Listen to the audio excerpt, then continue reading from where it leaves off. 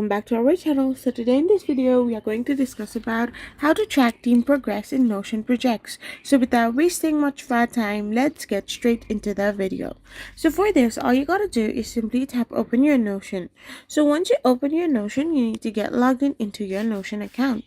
After you have logged in into your Notion account as well, you can simply track team progress in Notion by using a customizable project database with properties like status, assignee, and deadlines, and visualizing it with different views such as Kanban board, time, or dashboard. Now to add more detail, create a progress bar for project completion based on a relation to task, or adding time tracking for specific tasks.